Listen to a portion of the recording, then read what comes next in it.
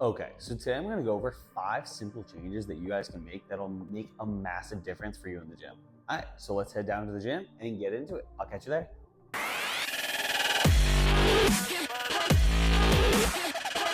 Okay, so when I ended up heading down to the gym, as you can kind of see, there's one dude right over there, and there's a couple other people. So I didn't want to record on my mic. I didn't want to bother them.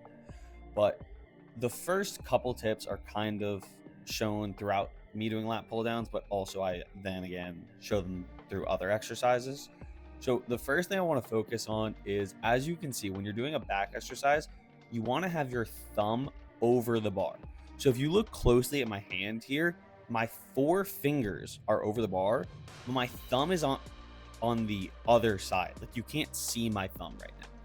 So that is what that does is it basically takes your forearm not out of the movement, but less engages it, and then allows you to focus on training your actual back, which, as you see, I just changed the weight a little bit and I'm setting up the lat pull downs again. So there you go. See, okay, wait, I'm trying to show it here. So my thumb is now over the bar, then over the bar still, and then in a second I'm going to switch it back to under the bar.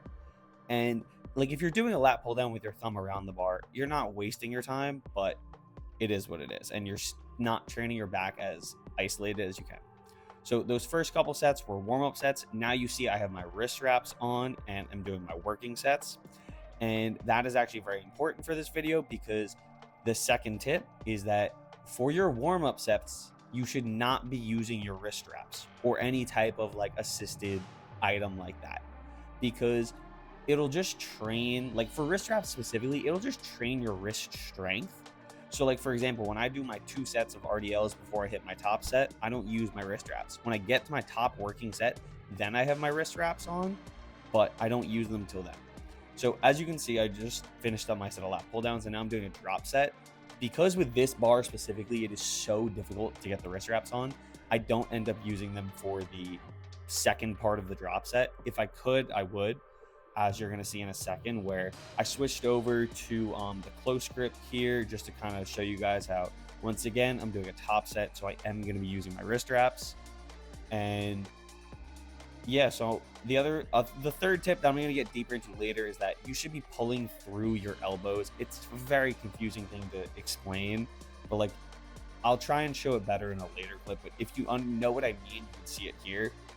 But as you can see, I'm doing my drop set right now, and because it's a lot easier on this attachment to actually get my wraps around it, I do typically, when it's easy to get around, I will use my wraps for the drop set, because if you've ever seen my Instagram page, I drop set a lot.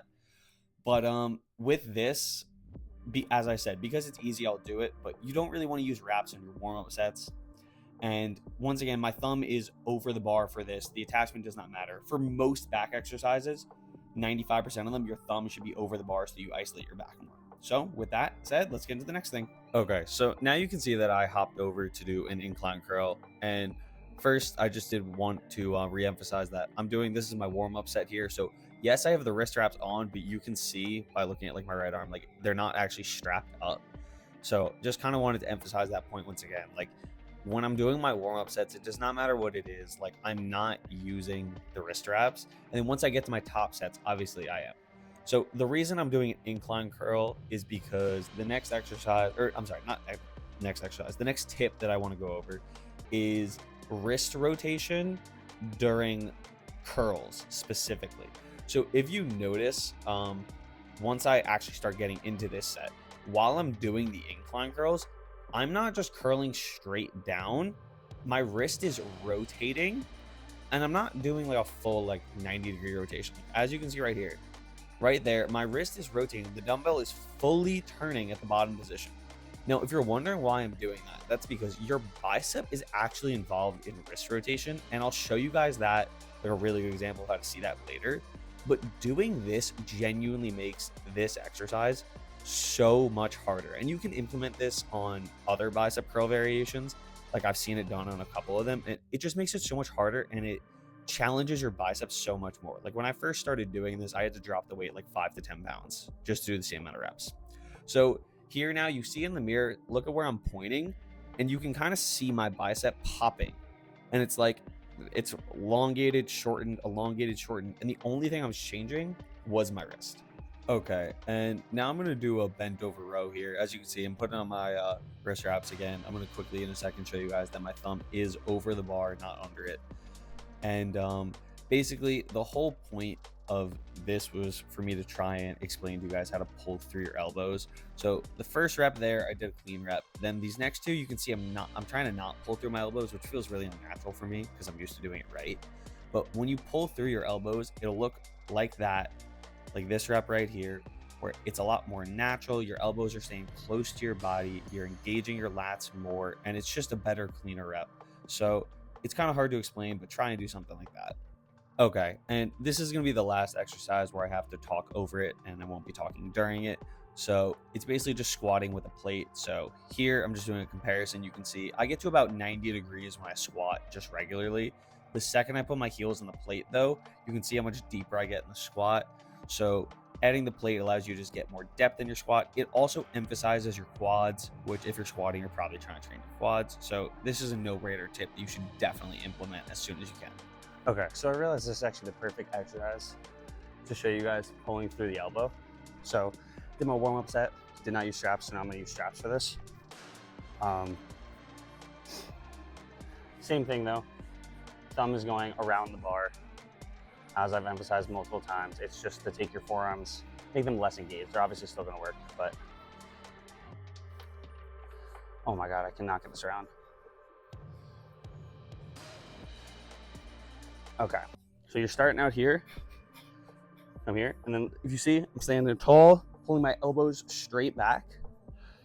And this is what I mean by pulling through the elbows. I don't wanna go like this or something, just naturally, elbows close to your side and back.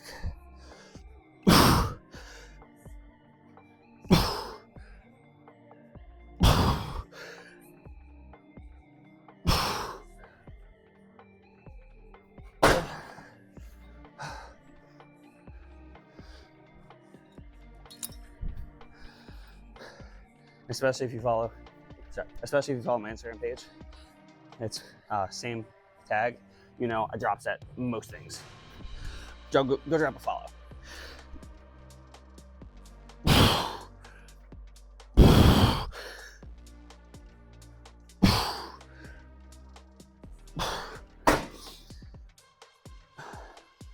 So that's pulling through your elbow. All right, sorry that I had to record all that in silence, then talk over it, but there was a bunch of people in the gym, and I don't want to bother them. But last thing I want to talk about is, I always talk about how like your forearms can limit you, and I feel like I've never seen anyone do this. Don't be afraid to use your lifting straps on pull-ups. So I'm about to do a set to show you guys, like, it helps so much, because my forearms are always my limiting factor on my pull-ups. My back's strong enough, I have a pretty strong back. My biceps, which aren't engaged, like everything else is strong enough, just my forearms always give out. And one thing that I don't know if I mentioned earlier, but when you are going to use straps, you should still train forearms otherwise. So do a forearm exercise. If that's just like the cable, like you use like a bar and do wrist curls like this, look like this, or you can do single arm, something like that. But make sure you're still training your forearms, or else they're never going to get trained. But it's better to like isolate what you're actually trying to train. All right, so let me do with the pull-ups with the straps, and that'll probably be it for today.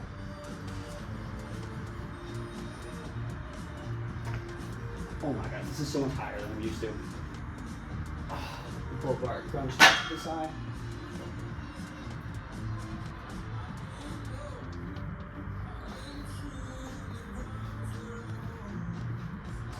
There we go.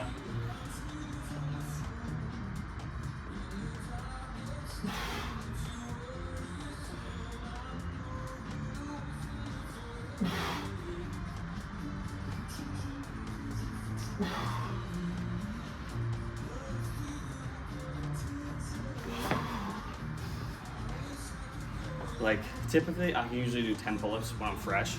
So the fact that I just got like 8.5 with doing multiple sets already, I'm pretty happy with that. Normally I get like 6 post-workout, and I'm like mid-workout, so. All right, I hope you guys enjoyed this video.